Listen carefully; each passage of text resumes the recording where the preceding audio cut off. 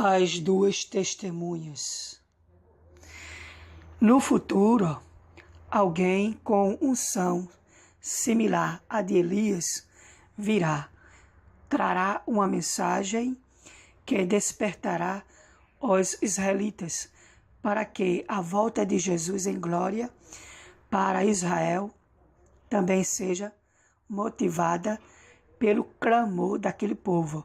Assim, na grande tribulação, uma das testemunhas será identificada adequadamente com o profeta Elias, e a outra se assemelhará a Moisés. E quando acabarem o seu testemunho, a besta que sobe do abismo lhes fará guerra, e os vencerá, e os matará, e jazerão os seus corpos na praça da grande cidade, que espiritualmente se chama Sodoma e Egito, onde o seu Senhor também foi crucificado. Jerusalém é a cidade da passagem anterior. Pode causar surpresa ser comparada a Sodoma e Egito, já que a primeira é sinônimo de prostituição e a segunda ficou conhecida por sua incredulidade e ou dureza de coração.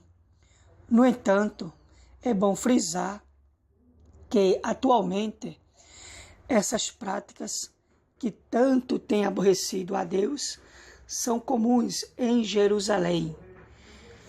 30% dos atuais israelenses alegam ser ateus e poucos dos outros 70% realmente creem que Deus os tenha trazido até sua terra depois de 2.500 anos da dispersão por todo o mundo.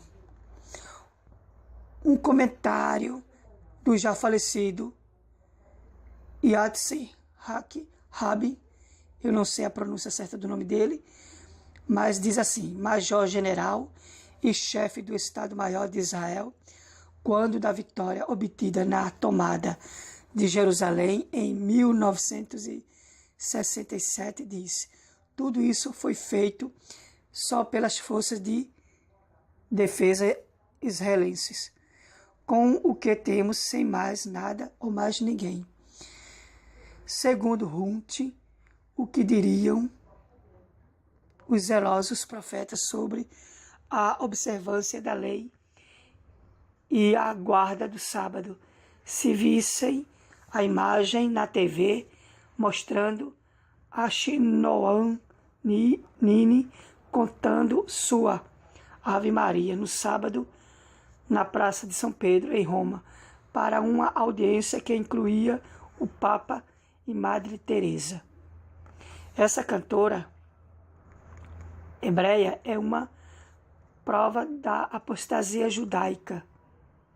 O que diriam aqueles santos homens se soubesse que, em dezembro de 1994, por exemplo, a Suprema Corte israelense aprovou uma decisão concedendo status legal para casais homossexuais ou lésbicas? Não, isso é algo capaz de fazer Jerusalém ser chamada de Sodoma e de Egito? Fica uma pergunta.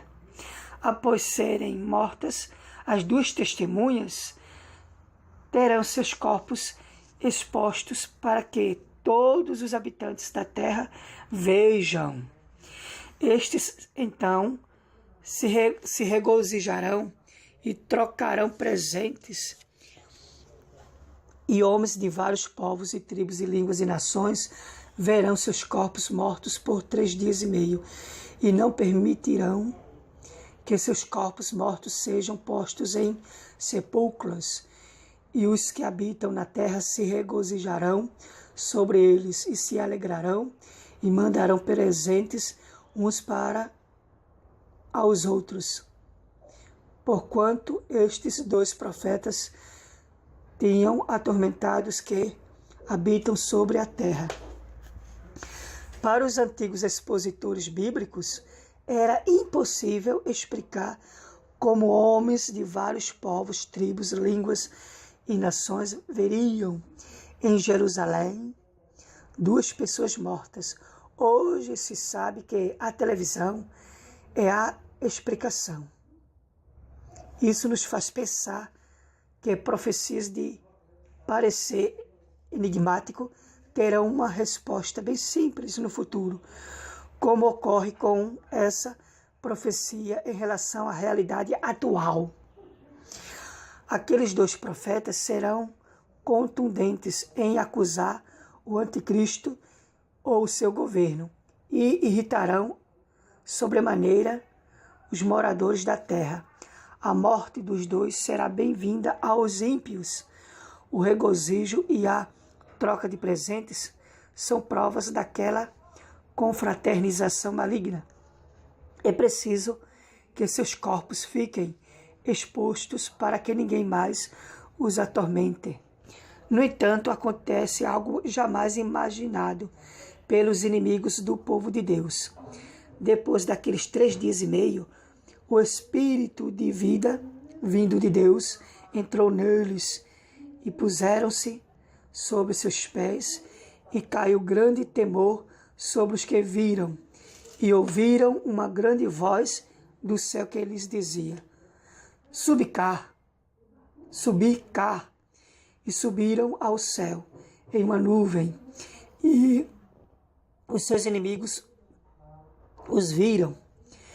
Que impacto causará no mundo incrédulo a cena em que aquelas 2 personagens se puserem em pé e forem elevadas aos céus, envoltas numa nuvem? Devemos ter em mente que este milagre divino diante dos pecadores faz parte do amor e da misericórdia de Deus, que apela para que os incrédulos se arrependam. Outros sinais são dados àquela nação rebelde, e naquela mesma hora houve um grande terremoto e caiu a 10ª parte da cidade. E no terremoto foram mortos 7.000 homens, e os demais ficaram muito atemorizados e deram glória a Deus, e deram glória ao Deus do céu. E passando o 2º ai, eis que o 3º ai cedo virá. O terremoto seguido de uma grande mortandade faz que os demais deem glória ao Deus do céu. Demais não é uma referência a todos os pecadores, mas aos judeus, pois parece ser esse o momento em que eles são despertados do seu sono espiritual. O versículo 14 lembra as dores que ainda hão de vir. Então fica aqui neste vídeo uma explicação, um comentário, uma exposição, uma análise sobre as 2 testemunhas que fala no livro do Apocalipse, né? A revelação do Apocalipse, né? Então, que Deus abençoe a humanidade e que a vontade de Deus seja feita em todos os lugares da face da terra. Glória a Deus para o todo e o todo sempre.